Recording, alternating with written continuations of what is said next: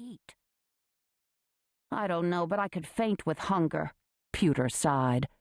Oh, la. Mrs. Murphy thought to say more, but realized if she started a fight, she would unceremoniously be taken back to their suite at the Best Western Hotel. Harry and Fair paused to watch horses being worked in the practice ring on the east side of the fairgrounds. Booty Pollard, a famous 41-year-old trainer with a fully dressed monkey perching on his shoulder, walked next to a junior riding a three-gaited country pleasure horse. The walk-trot-canter horse was one of those wonderful creatures that take care of their young rider. Fortunately for the junior, this mare's 3 gaits were smooth. They were leaving the ring. Booty turned his head upon hearing another trainer raise his voice. Charles Charlie Trackwell, a big money trainer and a peacock, shouted at a stunning young woman on an equally stunning chestnut 3-gaited horse, Queen Esther. Queen Esther was much fancier than the country pleasure horse Booty's junior was riding. Queen Esther's trot just threw the beautiful woman up out of the saddle. Renata DiCarlo had paid $250,000 for the mare. Renata meant to win. She had to work harder than the other competitors for the judges to take her seriously, but she liked hard work as much as she liked winning.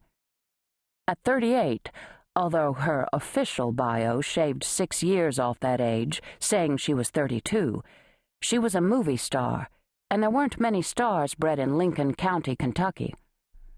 While everyone wanted to look at her, spectators and judges could be prejudiced. Envy from others found odd ways of expressing itself. Renata often received a ribbon lower than she should have earned. Her gorgeous mare merited being pinned first, the blue ribbon, more often than not. Shortrow, her young gray stalwart 3-gaited gelding, also endured lower pinnings than was fair. But Shortrow, unlike Queen Esther, was happy if he won a blue, red, yellow, green, white, pink ribbon. Queen Esther always wanted the huge best-in-class ribbon, as did Renata. Horses, like people, are fully fledged personalities. "Relax your shoulders, Renata," Charlie growled. "Beautiful," Harry commented. "Fabulous mare." Fair prudently focused on the chestnut mare, which made Harry laugh.